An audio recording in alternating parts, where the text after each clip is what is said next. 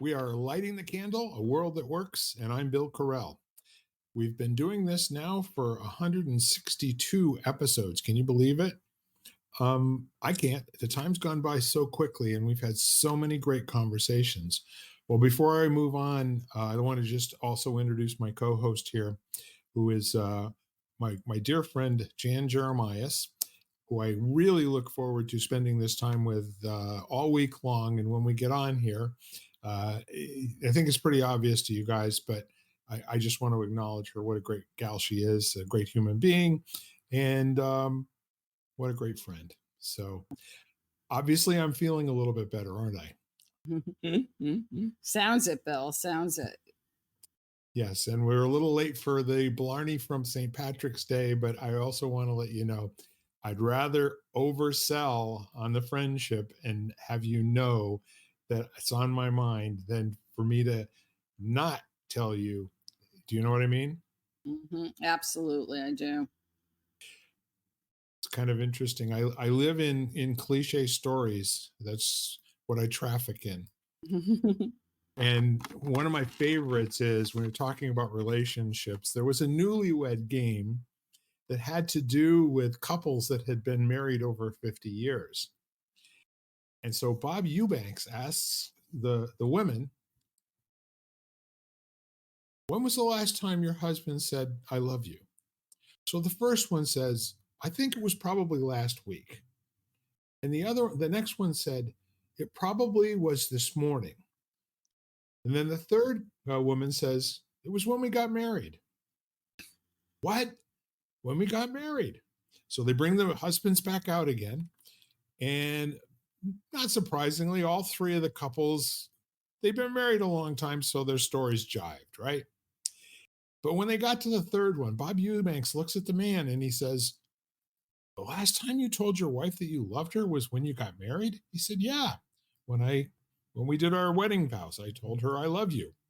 And I also said, if I ever change my mind, I'll let you know. And I just thought that that was another way you could possibly be. But can't you just picture this woman after 50 some years of marriage waiting every day to see if this is the day that he finally comes clean and says, no, it's not going on for me anymore. And I'm off. It was a mistake. Yep. I know it's been 50, but I don't want to spend another day. Unbelievable. So it's been a really kind of an interesting time. And I got to go through two kind of major events in my world. One is, and the first one I think that was most important was Holy Week and Easter weekend, which since I've been a very small boy, it was always a big deal in my house. We always got our glad rags on, and my mom and dad got all dressed up in their finest, and the three sisters and three brothers got on their finest, and we all had hand-me-down suits from cousins, and the girls all had their little Easter bonnets and everything. And off we would go, the six of us, actually the eight of us, to mass on Easter Sunday. And it was always such a remarkable thing how all the white lilies and all the other people were so dressed up. And it was, kind of a requirement that women cover their head, back in the 1960s, especially the early 1960s when they came into the church. So they all had on their Easter bonnets, and I can remember that vividly. Then we'd get home, and then we'd help my littlest sister, who at that time was probably about 2 years old, walk around the yard and fill up her Easter basket with all of the colored eggs. And then after she had a full basket of eggs, the older ones would go looking for ourselves. But it was just kind of a ritual. It was kind of fun. So that's the first thing. And I won't get into as deep a detail with the second thing. The second thing has to do with men's and women's basketball.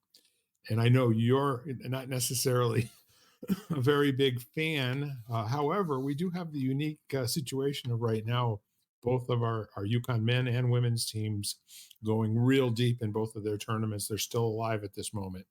Women play at 9 o'clock tonight in the round of 16, and the men are in the final four next Saturday. So these are the times that I enjoy, no matter what kind of physical condition I'm in. Staying up late and sleeping in until 9 or 10 o'clock in the morning to recover myself, and that's what I was doing last week. It was kind of interesting. Hmm. And Well, how did your week go?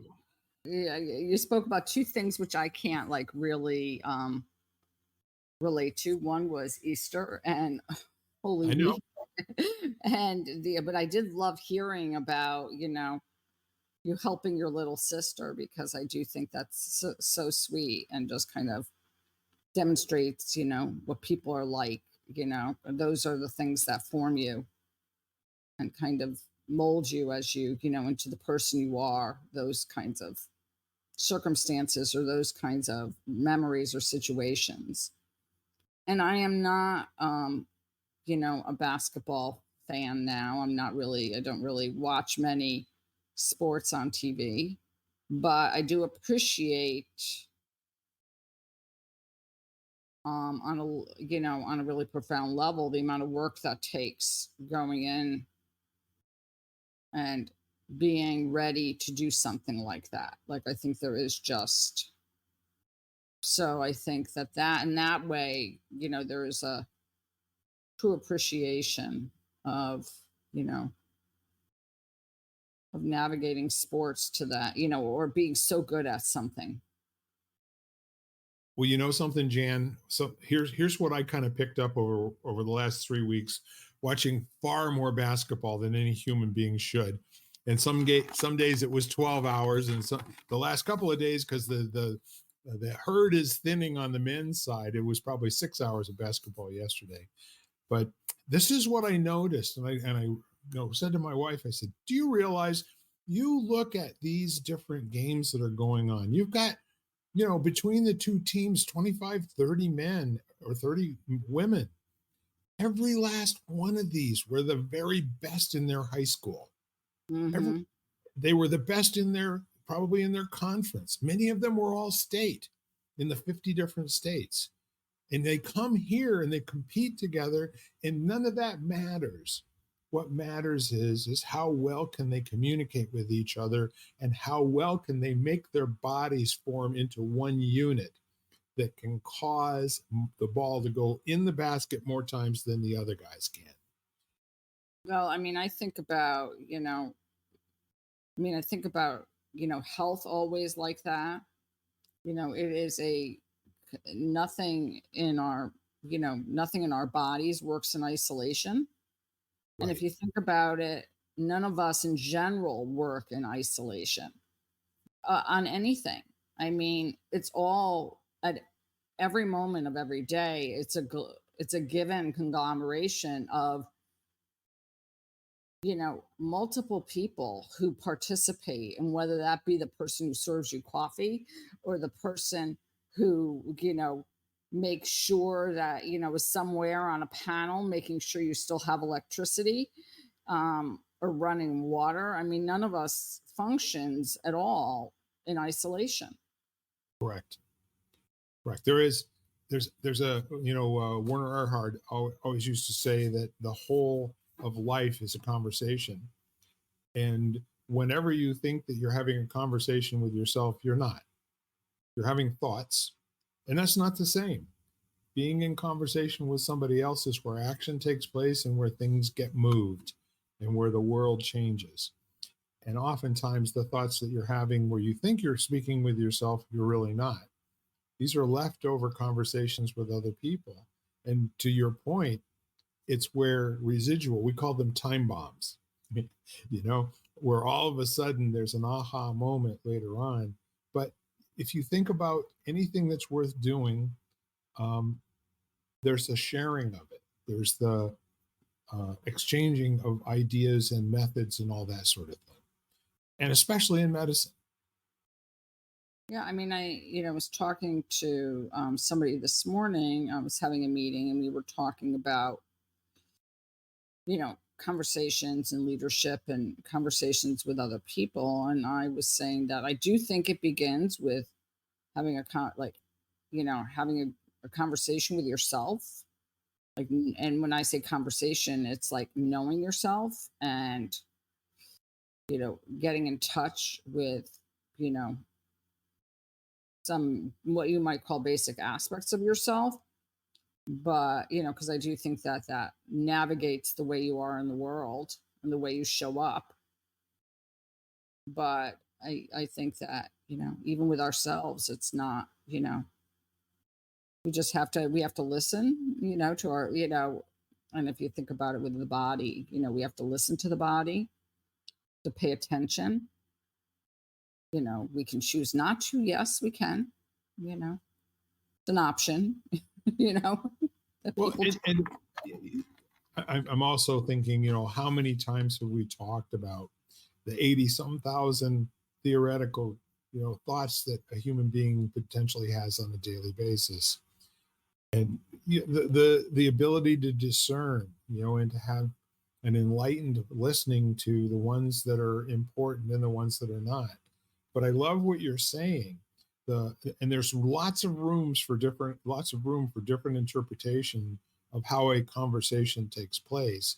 But it's, for instance, in writing code, I don't know if you've ever looked into that at all, but the basic premise is that you start by writing an argument, a sentence in code that asks a question of the operating system is called an argument.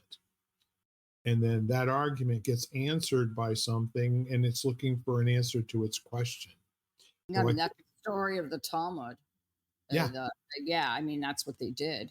They basically came up with scenarios or situations, and then they would debate as to what the answer was. But, you know, nobody was sitting there. I mean, it was questions they were probably asked over time and everything. But it's basically writing code.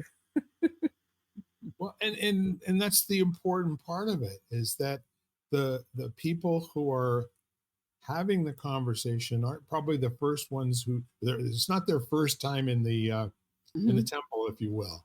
That's Uh, right. That's right. it's kind of, especially in Judaism, it's probably a good idea to remain silent until someone asks you a question directly. But yeah, I mean, it was all stuff that they would sit there and they would have conversations about, like what would happen if this, or if somebody came, or if this was the situation, and you know, just would go on and on. Yeah, that I kind of like, examining different spiritual practices. Hmm. And not all of them are religious. Some of them are absolutely not religious. They are from a completely different place, except for they are um, inviting a situation where something new will come to them in terms of knowing themselves, which is what I heard you say earlier. And one of the neat spiritual practices, which some could argue that it's religious, and others might say that no, it comes from a slightly different place, but it's done with a religious background. We're actually in a place of worship. For instance, have you ever been at a Shaker or a Quaker meeting? I've been to like, you know, meeting house, or, but I've never participated or gone to a service, for example, or a. I've been to one. I got invited to one that was just outside of New York City, in New Jersey, and it was remarkable. First of all, only half the seats were filled, and there was a space in between all the folks that were there. And they more or less sat quietly until someone was moved to speak. Mm, And what was really kind of neat is, of course, all I could do was take it in and kind of listen to somebody saying a sentence out loud, and then everybody else kind of making a murmur noise in agreement, you know. Um, but those situations where you get into a conversation where folks are answering each other and kind of one up each other, making a point. That would be the booby prize, at a Quaker meeting. There's Mm, nothing to win. There's only to put something into the space that would be empowering and that would be enlightening to all the other listeners. mm. It's called responsible speaking.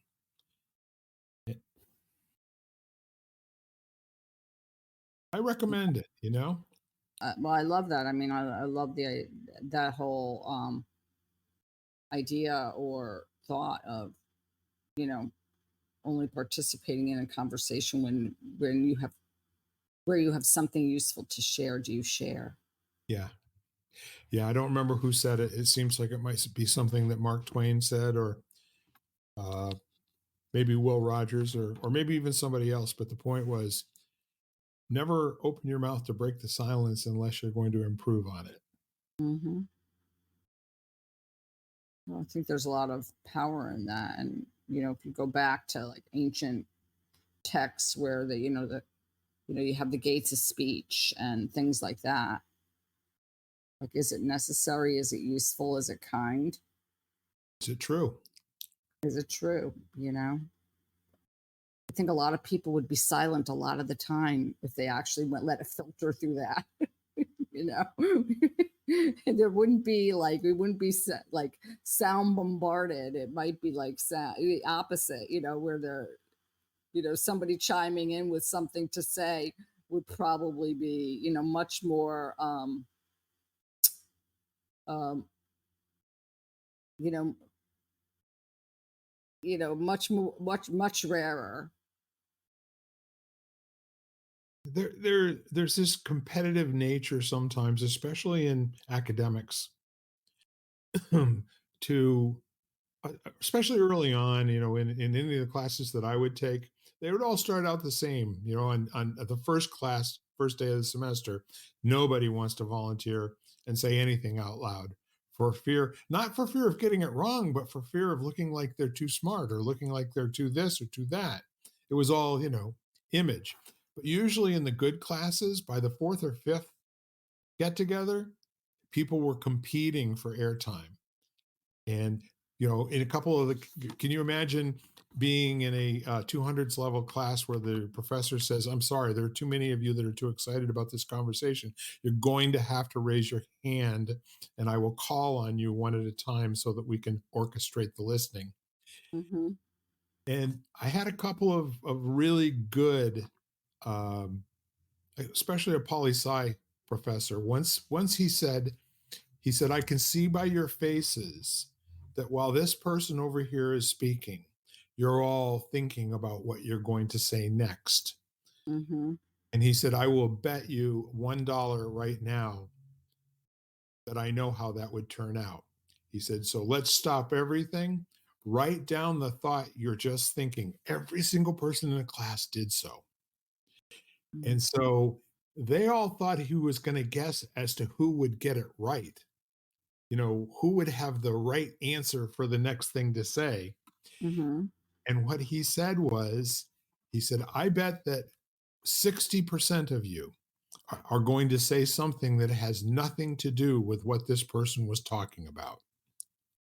And then he had each of us stand up and read out loud what we wrote. And it got to the point where we were just laughing out loud. Right. I love And, that. and he said, so what's the moral of this? Why did we stop a class to do this exercise and demonstrate this to you? Hmm. And once again, he waited for people to to guess and say what it was. And that he said the most important thing for you to do is to listen for understanding. Hmm.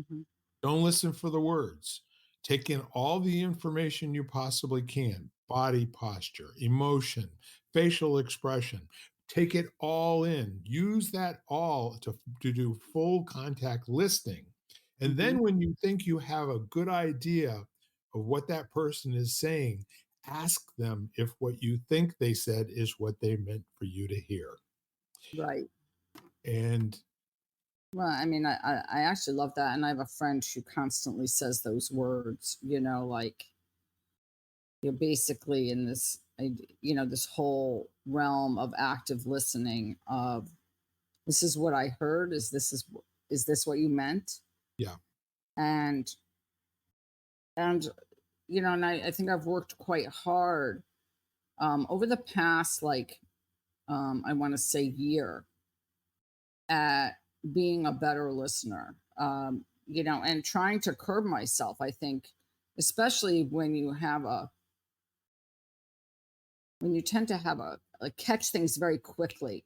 It's almost like you go through a series of steps in your head before the person has even actually finished. Like you finish what they're saying before they finish what they're saying, and kind of pausing and stepping back and saying, "Oh my gosh," like let the person finish. Let them try to. I mean, and then obviously, if you don't understand, you don't understand. And so then you say something, to that effect. Could you explain that a different way? Or I'm not sure I'm following you. Because it's better to do that than pretend that you understand. Well, Or, those are mechanical, and you want to understand also that in order to get to a mastery stage, you have to have crutches, you know, because we're all basically cripples when it comes to certain types of activities, especially social interactions and those kinds of things, where we've spent most of our time trying to figure out the next thing that we're going to say that will wow people, right. as, Oh, yeah, as opposed absolutely. to really getting into a conversation, right? No, absolutely. It's almost how to wow people, how to, I don't know. I mean, people do it for multiple reasons, how to feel important, how to feel like you know things. I mean, the other thing, like everything. And that's the other thing is um, you know, is spending time with people you know, who basically somebody said to me the other day, her grandmother used to always say, you want to be in a room where the majority of people are as smart, if not smarter than you. And I said, I actually would take it in general. You want to be in a room where everyone is, where everybody is smart or knows things that you don't, knows things that you don't know. I mean, that's kind of like to me, that's where the excitement happens. Yeah. There's a Facebook meme that crossed my path that I post this week. And it basically said, it's impossible for a fool to have wisdom simply because they're so busy speaking, they'll never listen and take on board what another person thinks. Whereas a wise person will listen to everyone, especially the fool. Hmm.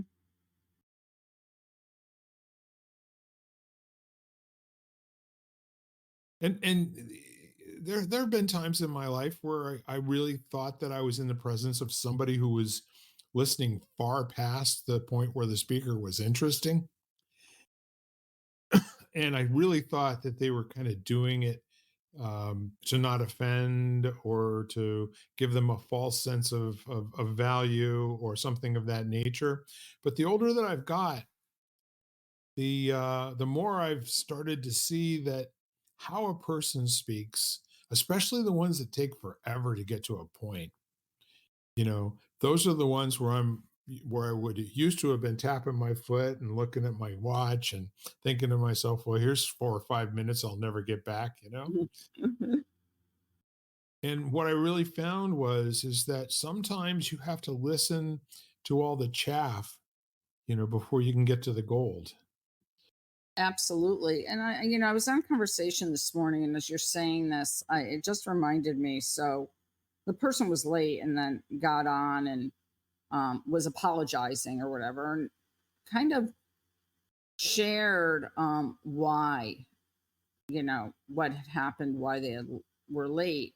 And there was something about I think, the vulnerability that they shared around that, which one is I had the utmost respect for. It was just like, and it's so interesting because we got into a discussion this week about responsibility and um And I mean, it was regarding health, but there was something about the way he said it, and this person said it, and then also articulated it.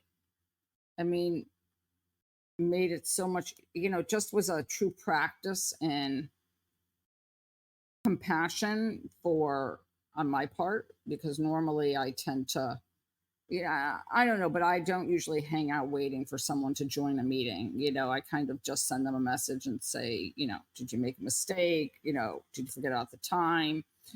Kind of thing. And not in a negative way, but just, I'm not going to sit with my Zoom room open for, hours on end. But just when he came in, the fact that one is, I think he did take responsibility, and two, this whole feeling of, I don't know, just like he was really genuine and authentic. It was just, I think that takes a courage, because sometimes we're actually trained not to let, especially in the business world, not to let those softer sides show, you know. Yeah, say some more about that, if you will, please. Yeah, I mean, I think in the business world in general, we are trained to kind of do, accomplish, get things done if we have a job. And I think it's gotten better since COVID, but that life should not get away of the bottom line, basically. And y- and I think that that's fine and dandy if you're working with a series of computers. But if you're working with human beings, you know, it doesn't work like that necessarily. We're not um we're not robots. Well, the testy thing about us is we don't all use the same programming language. So sometimes there has to be a series of questions asked before you even know what the conversation is. Hmm. And that's a different thing for human beings than it is with robots and computers.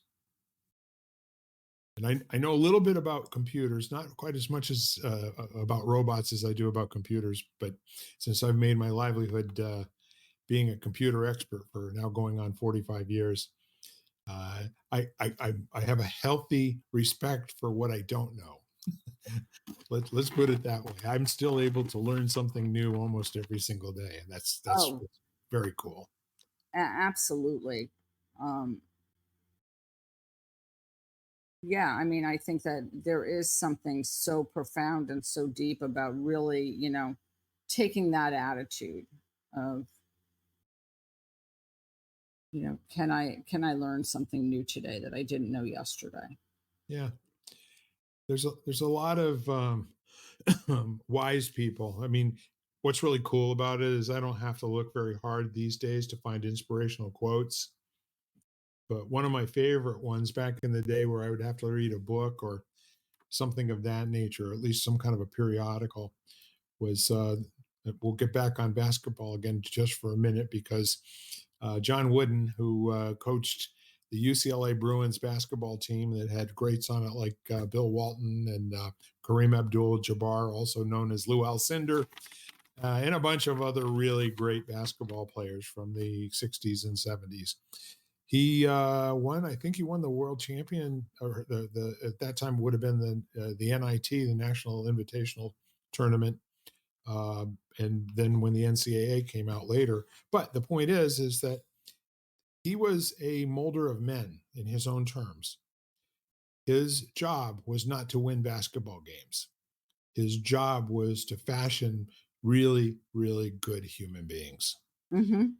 And to that end, he was always speaking to the lowest common denominator.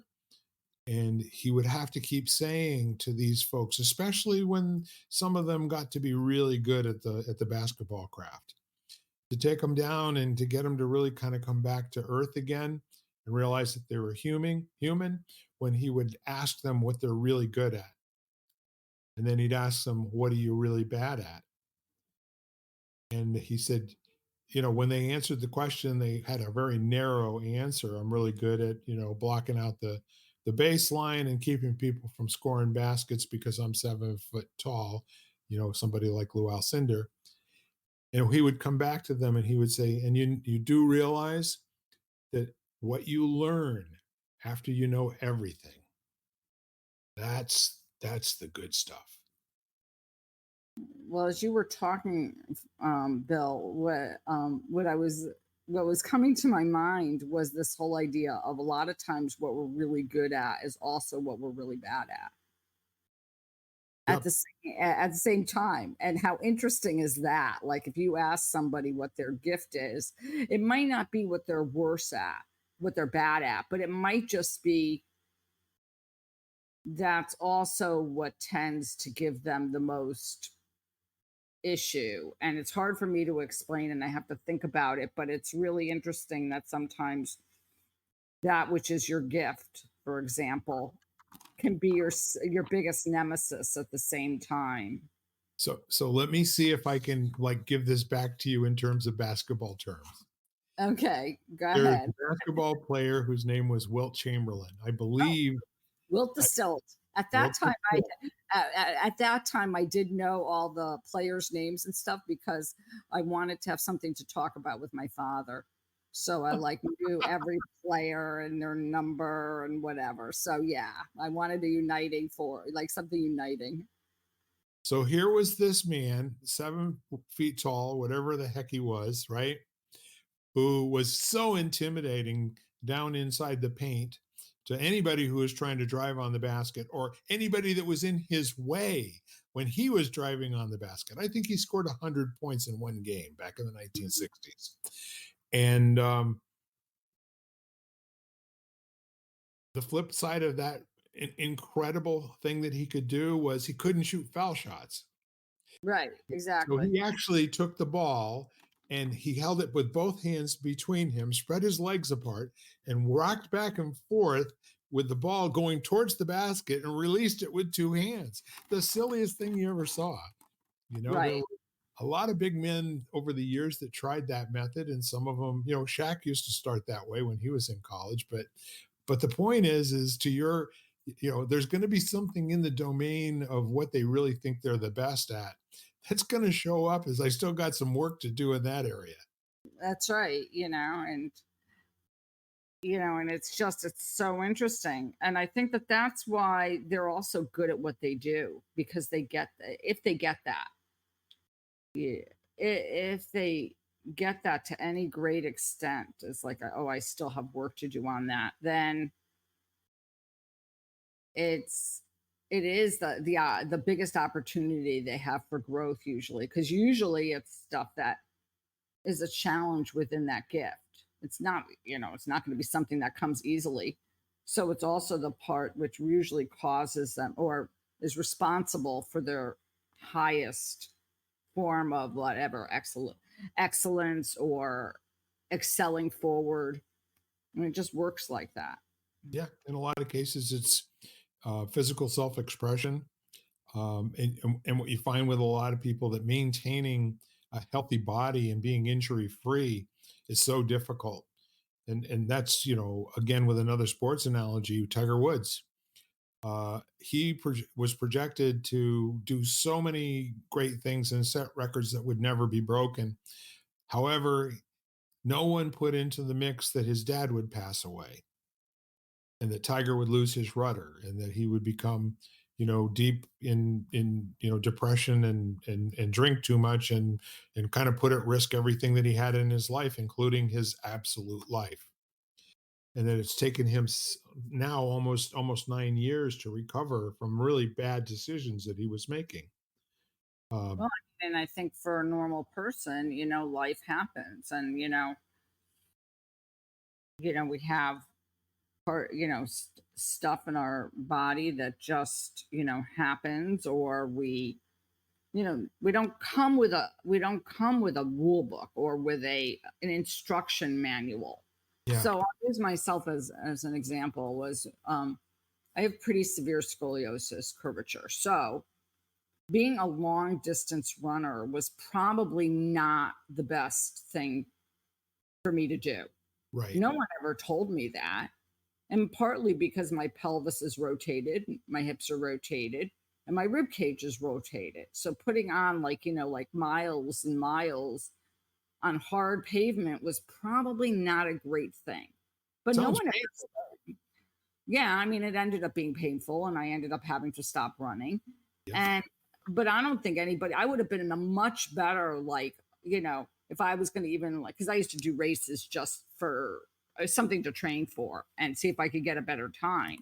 I Yeah. would probably have been a much better runner for 5Ks or 10Ks, which were like 3 to 5 miles versus marathons, which is what I was training for. So, but we don't come with an instruction manual. Like, no one ever told me that. And so I did it. And then, yes, I paid the price for it, you know, but I mean, it also made me a better teacher and better at a lot of things and working with people who had injuries. I mean, so that was a gift that came from it, but it wasn't like we don't come with an instruction book that says, okay, like this is how you work. It would be nice and easy if we did, to some extent. Yeah. Or even a mentor, you know? I Right. don't know. I don't know how it was in your family, but my neither of my parents went to college. Um, not neither one of them ever set foot in college before they sent me. And of course, what was the most important thing to them as far as I was concerned? That I go to college. Mm-hmm. Now, they hadn't had an opportunity to put much thought into that or kind of figure out like what would I do once I got to college, you know? Uh like, a dog chasing a car, as they say, when you catch it, what are you going to do with it? And so neither one of them had any expertise in terms of like, this is how you get yourself into a position where you're going to be accepted, at a school of your choice. And this is how you decide what will be a school of your choice, like what you want to be when you're actually an adult and making money for your efforts and all of that. Both of them had kind of been like water flowing into a crack, and my dad just went wherever there was an opportunity to grow. Mm-hmm. And that was one of the things that I took away from him. And you know what, Jan, I didn't need a college degree to excel in that area because he was such a good role model in saying that 90% of life is just that you never give up. Right. I mean, my father was a big, was a big academic, kind of thing. So he did go to college and did, you know, almost got his doctorate, so he was very scholastically oriented. Right. But I think there's always like you took that as, you know, well, I still learned a lot from my father kind of thing. And then negatively and positively, I think that, you are trained or do learn from your parents to some extent. And there were things that I didn't do. I mean, my father also was in a job I think that he didn't like for many years because he was promoted out of what he loved, which they do. And then all of a sudden he was working in an area which didn't like, but you didn't leave a job back then that was like really, you just didn't. We were talking about that the other day. You stayed at a place for 30, 40 years because that's what people did. And so, but it taught me other things. And that was just, the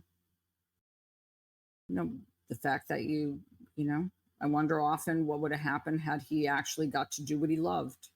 Yeah. And so, I wondered the same thing. I really did, and it's kind of neat and at the same time a little bit melancholy that where my dad was the best at giving me advice was probably after he retired. mhm, When he could look back and he could be, and here's the really strange things. I know for a lot of folks out there, like my wife, when she was born, her dad was 53 years old and her mom was 35.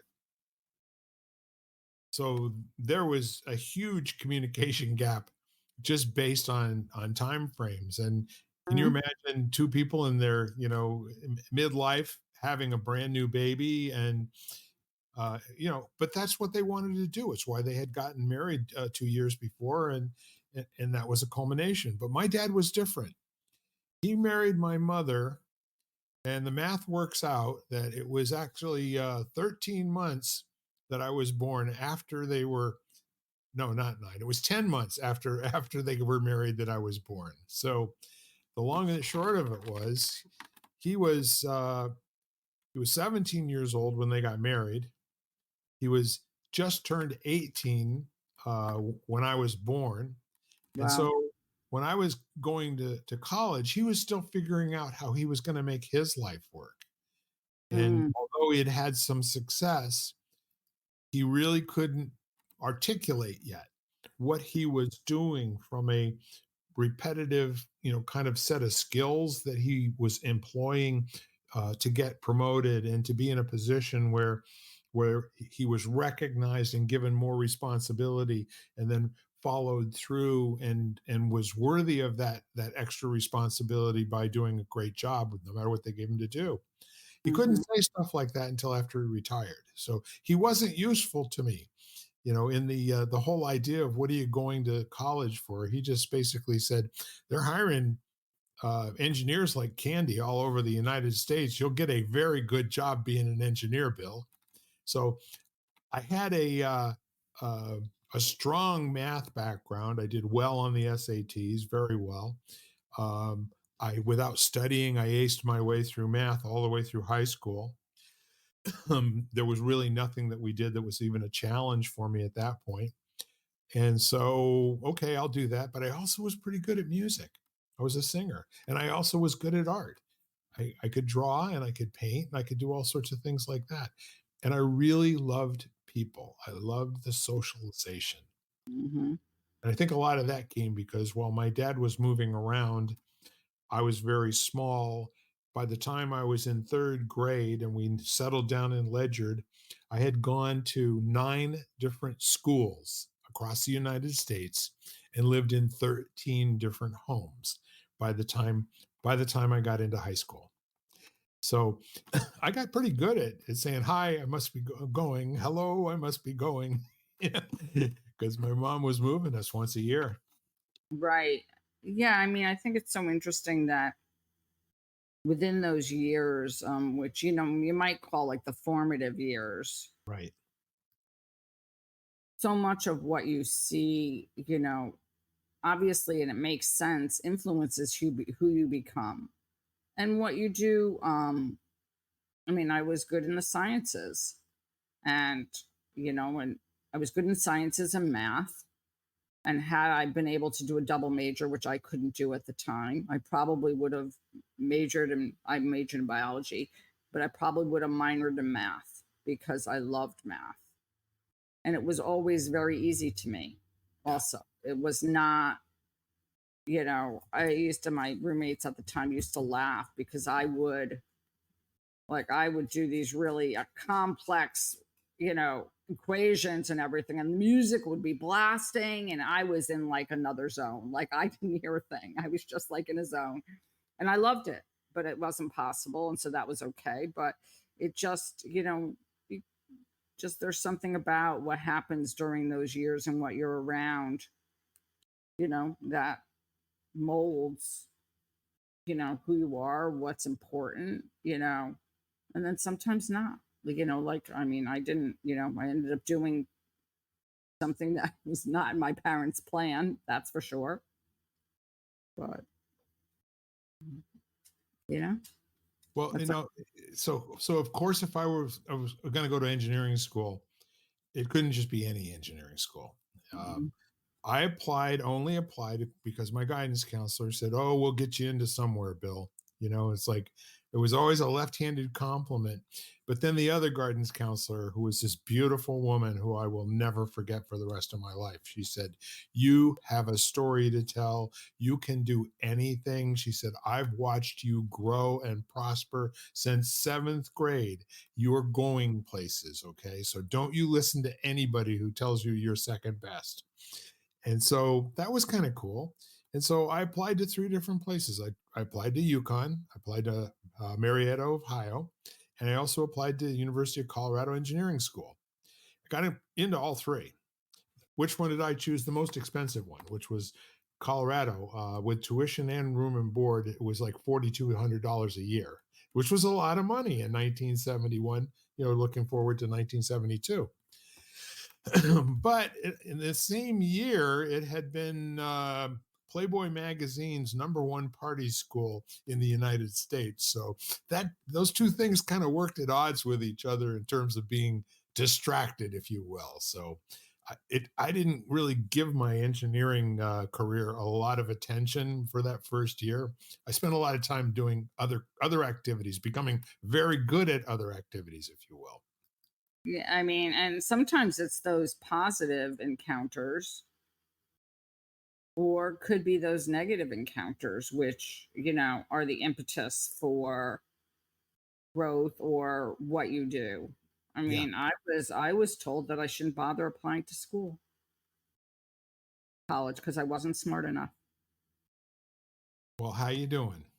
Well, every degree I got after that, it was kind of like eat your words. Like that's literally how I felt. I felt like I should have sent it to the person the who was actually my guidance counselor and my principal at the time. And I felt like I should have sent it to him with like a little things like eat your words. And then, you know, and then realizing that, what he said really wasn't, true. But it took me a long time to get there. You know, And took that's me a always long time. the best, in my opinion. You know that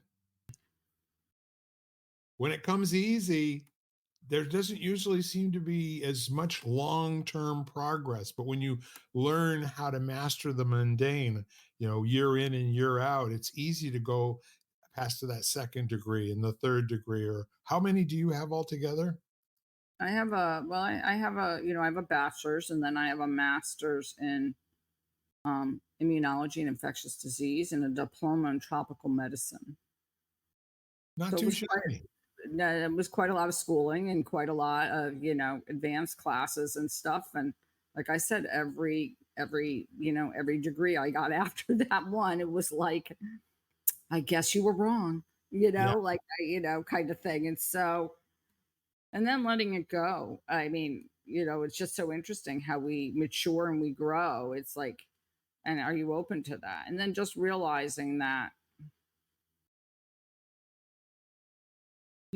that's not how part of it was that wasn't how I wanted to judge people by like how many degrees they had. Right. It wasn't how I wanted to navigate the world, you know. And so I just, I think you mature and you realize that, for whatever the circumstance or whatever like you talked about it is like if you get like people don't go to school and do go to school for multiple reasons, none having to do with how bright they are, Yeah. life circumstances, finances, you know family responsibilities, like all these kinds of things you know which influence that. And so being so narrow like that just didn't resonate with me. It's while you're saying that, the intense focus. I'm looking at my two younger brothers, and my the one who's 2 years younger than me. He came close to failing the first grade.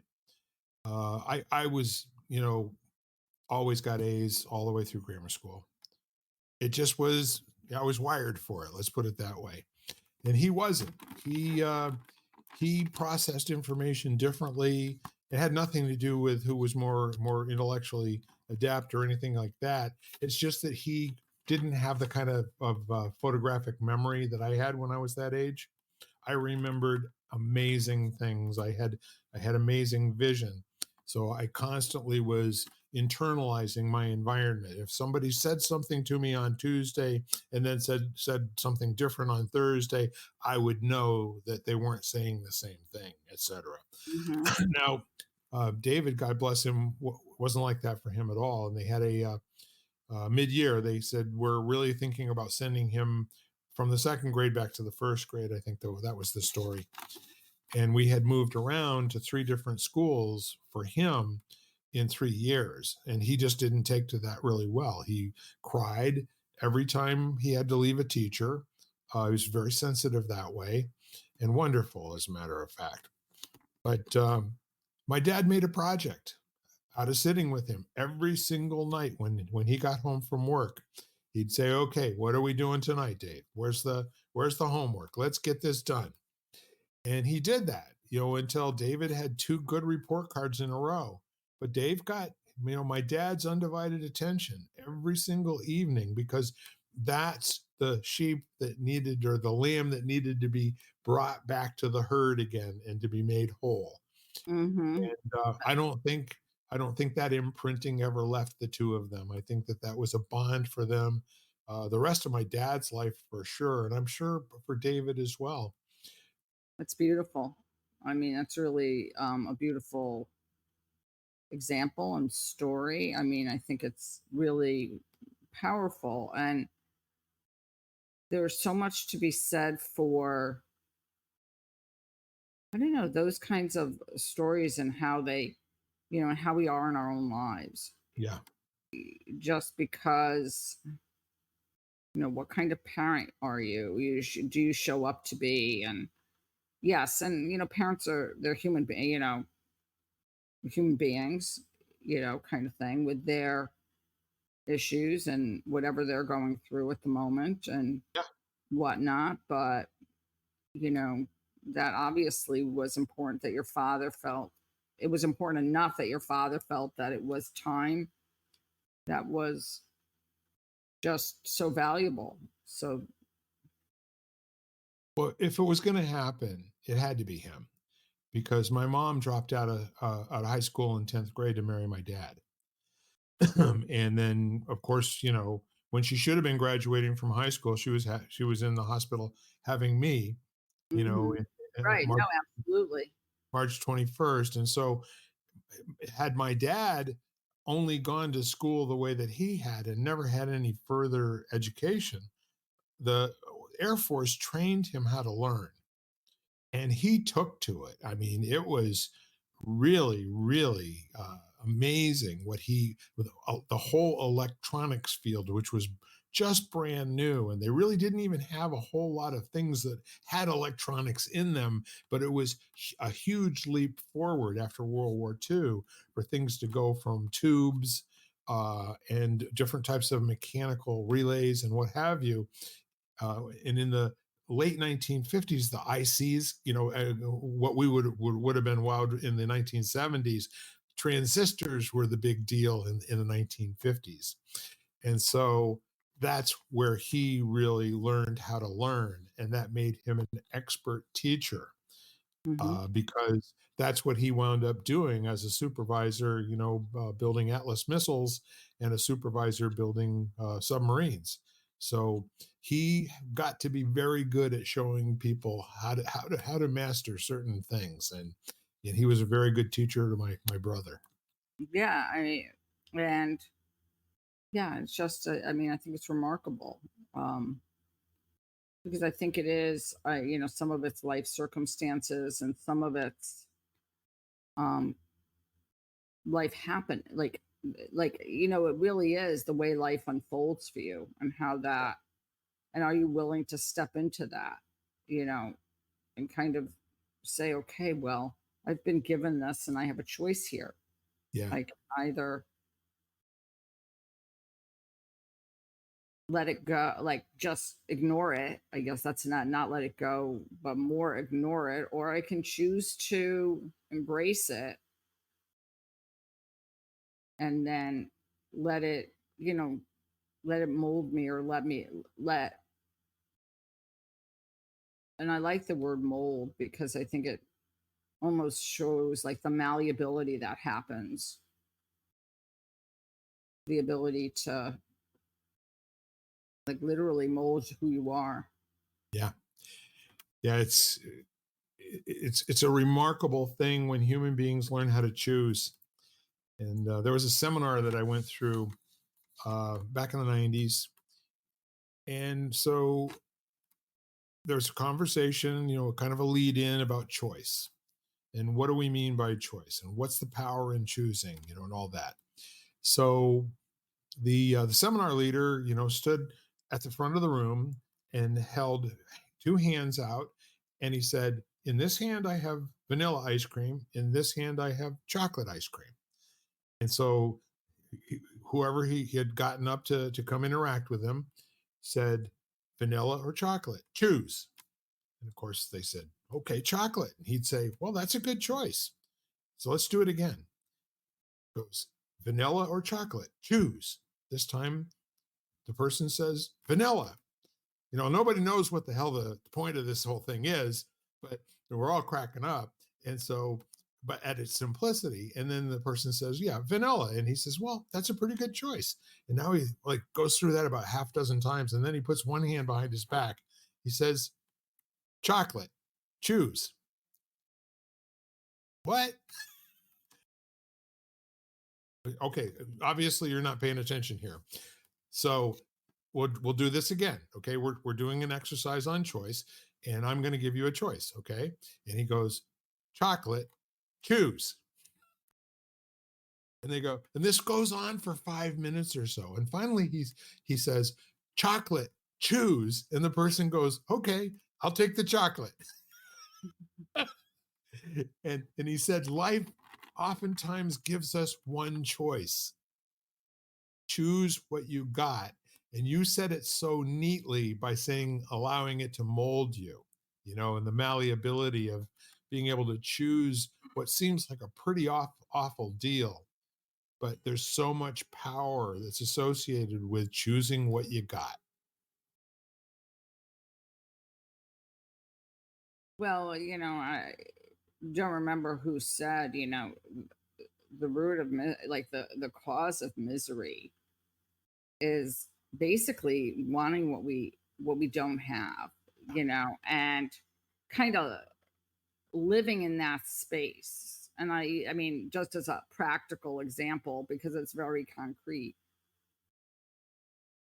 if you want really curly hair and you have straight hair, you can do everything you want, sort of like chemically or whatever. But eventually, most of the time, you kind of like sit there and say, okay, yes, I could put all, I could chemically make myself have curly hair. But after a while, I think that almost gets tiring. And it's kind of like, it's a lot of energy, whether that, and you think about energy as being, money or whatever it is. It's a lot of expenditure for something that, for whatever reason, I was not gifted to have curly. You know what I mean? My genetics is not that I'm going to have curly hair.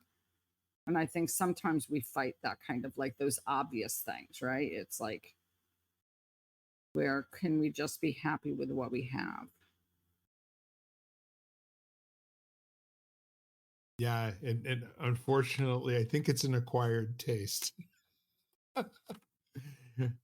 But until people are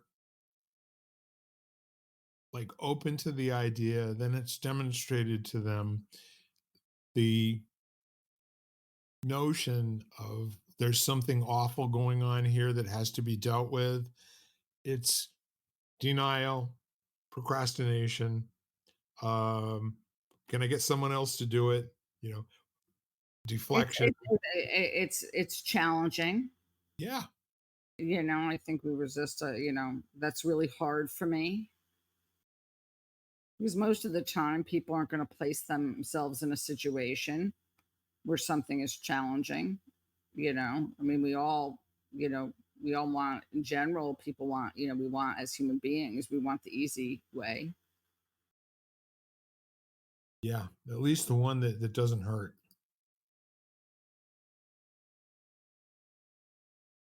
At least. Absolutely. So here we are again. We've managed to entertain each other for another hour. Ain't it great? It is good. It is very good. Anything you'd like to say to kind of like put a bow on top, or a cherry, if you will? I don't know, maybe just look at your life and just notice, like, what do you fight? Like, or um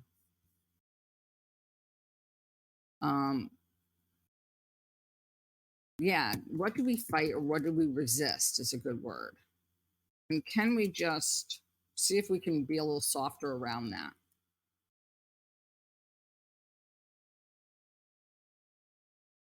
That's it. Yeah. I think back to a comic strip in the 1960s called Pogo. And I can't tell you what the animals were, but they were very simply drawn. Mm-hmm.